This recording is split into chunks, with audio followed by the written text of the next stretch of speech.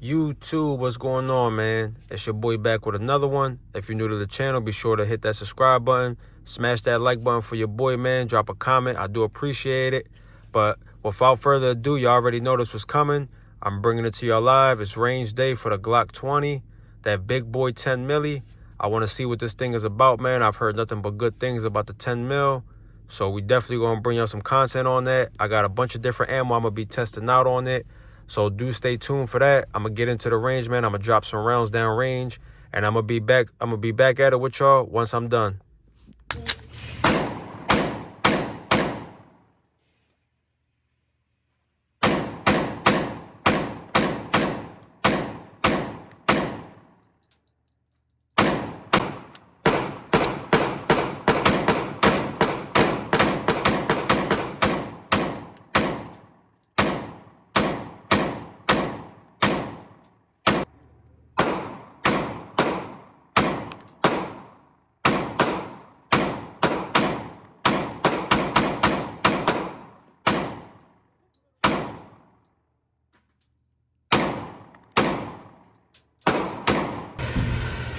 Dang, look at that target. Woo. Not bad for a first time shooting 10 mil.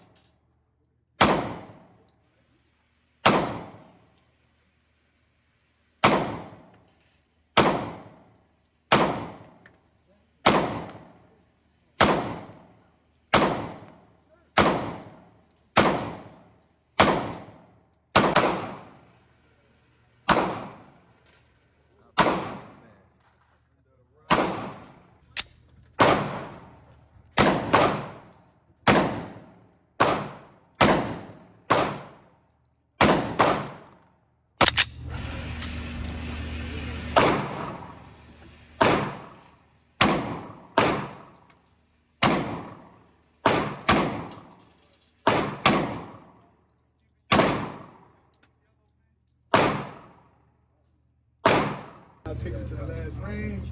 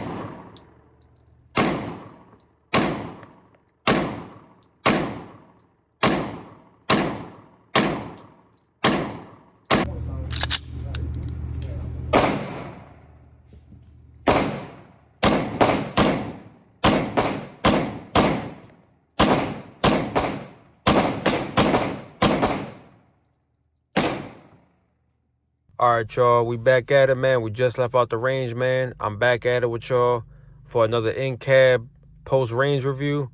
And as y'all already knew, man, I don't even know. Y'all shouldn't even be surprised of what the answer was going to be on how I feel about this thing, man. This Glock 20, I can't even describe it, man. This gun is a monster, man. This thing is powerful. It's strong. It's everything in between, man. Any word you could use to describe strong, powerful, this is it, man. I see why this round is used to stop bears and everything else that you could name, man. This is a really powerful weapon, man. I can't stress that enough. I'm blown away by it. Pause. But honestly, it's a great gun, man. I know they said the Gen 5s had some issues, so we're going to start with that right away because y'all know I like to give y'all the real deal. Like I always tell y'all, man, you know, I'm coming out of pocket for this stuff, man. I'm not sponsored. This stuff is solely coming from me, my hard-earned cash. You know, I don't want y'all going out buying things that don't work. So y'all know I'm only going to give y'all the real deal. So without further ado, we're going to just say that I didn't have any malfunctions with this gun. And I've ran about 300 rounds. And if y'all know anything about 10 mil, it's not cheap to shoot, man. Like, I just hurt my pockets right now. I didn't intend to shoot that many rounds, but I just fell in love with the way it shoots, man. And I just kept throwing rounds down range. And before you knew it, I literally used up all the ammo I brought. And most of the time, man, you know, I don't do that now because, you know, as y'all know, man, it's expensive out here, man. Ammo is not cheap. Whether it be 9 mil, 10 mil, 40, 45, ammo is not cheap these days, man. And I got to try to give y'all this content, you know, efficiently, but at the same time, letting y'all know that, you know, I am trying to show y'all the real deal. Like I said, you know, I don't want to give you any bogus review. So there you have it, man. 300 rounds downrange, not a single mishap, no failure to feed, no jams, failure to eject or anything like that, man. Anything you've been hearing about the Gen 5, maybe it's, you know, got something to do with the type of ammo they're using. I do know a lot of guys use this for outdoor use, so they are shooting a lot hotter ammo than what I was using. I shot the typical 180 grain. And it was a bunch of different ammo that I used. It was a bunch of different brands, should I say. I had some CCI Blazer, the infamous. That's what I use mostly. That's like my favorite go-to ammo. I used a little bit of AAC, Palmetto State, another one of my favorites. I also shot some Cellar and Bellet. I've shot some Ammo Inc. I'm sure you guys might know about that. I think that's like a remanufacture or something like that. I'm not sure exactly what type of ammo that is, but I know it's a lot cheaper than the competition also, and it's great ammo. I actually use Ammo Inc. for a few of my guns. Also the Taurus Judge, I shot some ammo through that. Ammo Inc. through that. My fault, y'all, camera cut out. But yeah, man, like I said, I use the Ammo Inc. for my Taurus Judge as well. It's great ammo. I don't know, like I said, if it's reman, but regardless, it's great ammo. And last but not least, I shot some Underwood that I had got for it. It was I think it was XTP. I'm not sure exactly. I know they got a bunch of different kind, but I know it was 180 grain that I shot through it. It was Underwood ammo. It was hollow point, jacketed hollow point. It was 180 grain. That shot flawlessly. Basically, every ammo that I just named to you shot flawlessly through the gun. I had, like I said, no problems whatsoever. Shot the rounds down range, and like I said, everything went smoothly. But like I said, man, the gun has a lot of kick. So if you do plan on getting this gun, man, you're going to be practicing a lot. If you don't like a lot of heavy recoil, you probably don't even want this gun because it fires heavy, man. Every round is coming out that barrel. Trust me, you're going to feel it. And mind you, this is a full-size Glock 20. This is not even the 29. I can't even imagine how the 29 might shoot, being as though it's a smaller barrel with the 10 mil coming out of here. This is a full-size Glock 20 with the 4.5-inch barrel, and you still feel that recoil. But nonetheless, like I said, if you're not recoil sensitive, then this gun will be for you. Me personally, I think it's a carryable gun. Like I said, I think any gun's carryable. If you practice with it, you train with it, you can carry whatever you want. And honestly, I feel as though this gun is definitely something that you could carry. I was able to get off some shots pretty fast once I started once I shot it like the first few times. I was able to fire a couple rounds, you know, much faster than when I first shot it. Like the first 2 or 3 times that I shot it, you know, I was just kind of getting the feel for the recoil and things like that. But I do feel it's a carryable gun.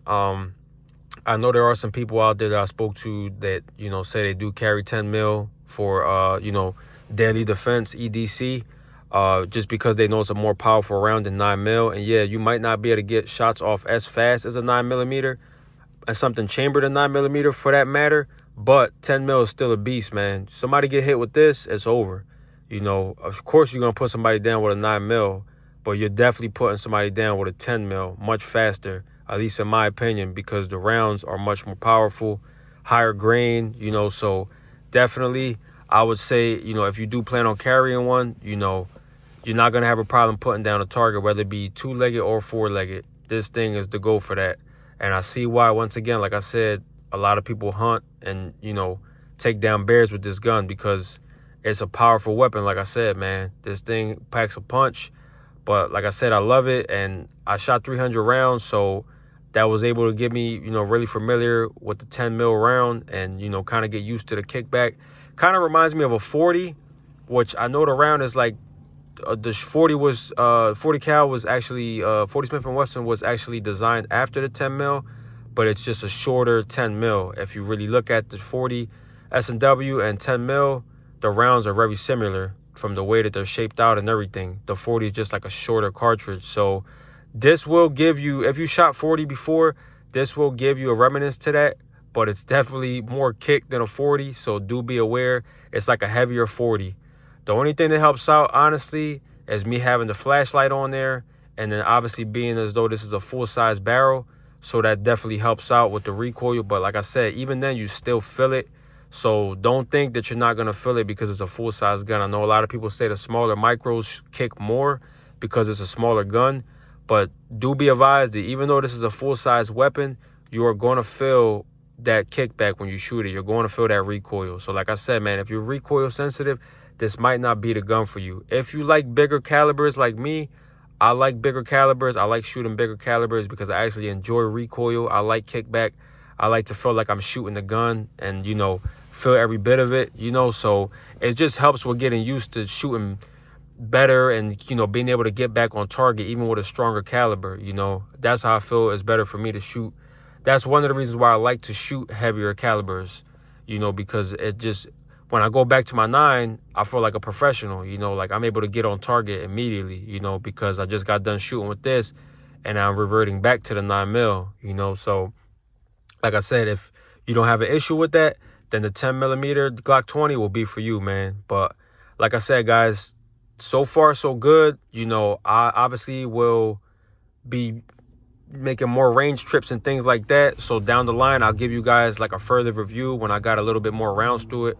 I know 300 rounds might not seem like a lot, but it is, you know, for me especially, because like I said, man, it's breaking your pockets, man. 10mm is not cheap to shoot, but I love it. So I will be going out to pick up more ammo for it. And eventually I will give you guys like, you know, a more higher, a better review down the line, you know, when I got some higher rounds through it, you know, maybe like a 1,000-round review. I'll give you guys like an update or something like that. But so far so good, man. Don't believe everything you hear on the internet, because I know a lot of people were complaining about the Gen 5. If you're just going to be doing general in-range shooting, this gun will be fine. You know, like I said, I do believe it was acting up with the bear loads, like the hot loads. I'm not shooting anything too hot through this thing because, like I said, I don't really have access to an outdoor range at the moment. So for me, just shooting this thing, you know, indoors, if you're just going to do general indoor shooting or you plan on EDCing it, the gun will be fine. It'll fire any FMJs that you shoot through it. At least for me, it did. Someone might tell you differently if you watch another review.